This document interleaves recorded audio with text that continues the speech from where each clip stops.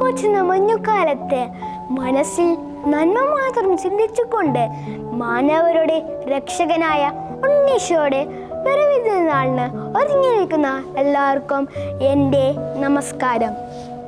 ഞാൻ നിങ്ങളെ ഒരു കൊച്ചു കുടുംബത്തെ പരിചയപ്പെടുത്താം. ലോകത്തിന് മാതൃകയായിട്ടുള്ള ഒരു കുടുംബം ഉണ്ടായിരുന്നു. അങ്ങ് ബെത്ലഹേമിൽ നമ്മുടെ ഉണ്ണീശോയുടെ കുഞ്ഞു കുടുംബം. നാം ചിന്തിക്കുന്നത് പോലുള്ള ഒരു കുടുംബാന്തരീക്ഷമായിരുന്നില്ല ഈശോയുടേത്. അതൊരു മണിമാളികയുമായിരുന്നില്ല. സാമ്പത്തികമായി മുന്നിട്ട് നിൽക്കുന്ന ഒരു വീടുമായിരുന്നില്ല അത്.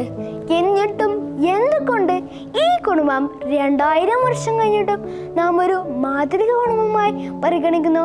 പരസ്പരം മനസ്സിലാക്കുന്ന, അംഗീകരിക്കുന്ന, സ്വന്തം തെറ്റുകൾ ഏറ്റുപറയാൻ വിശാല മനസ്കതയുള്ള 3 വ്യക്തികളായിരുന്നു അവിടെ താമസിച്ചിരുന്നത്.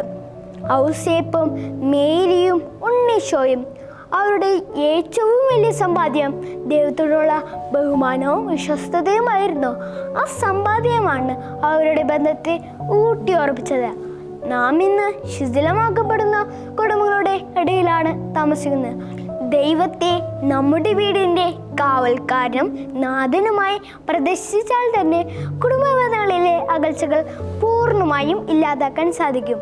ബൈബിളിൽ യേശുവിൻ്റെ ജനനത്തിന് ശേഷം 3 രാജാക്കന്മാർ ഈശോയ്ക്ക് മീറ കാഴ്ചക്കുന്നതായി നാം വായിക്കുന്നുണ്ട്. മീറ എന്നാൽ ഒരു സുഗന്ധദ്രവ്യമാണ്.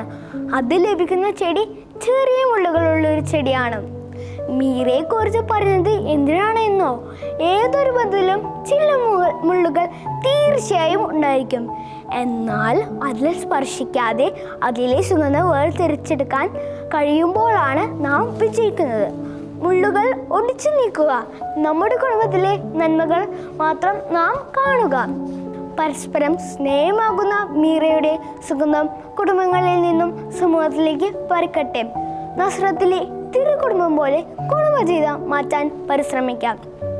കുടുംബ ബന്ധങ്ങളിൽ ഉരുത്തിരിയുന്ന സ്നേഹമാകുന്ന മീറ ഉണ്ണീശോയ്ക്ക് സമർപ്പിക്കാം. ഉണ്ണീശോയുടെ ജനനത്തിന് നാളിനായി നന്മ പ്രവൃത്തികളോടെ ഒരുങ്ങിക്കൊണ്ടിരിക്കുന്ന നമ്മുടെ ഈ ദിനം യേശുനാമത്തിൽ ഉപകൃതമാകട്ടെ. നന്ദി, നമസ്കാരം.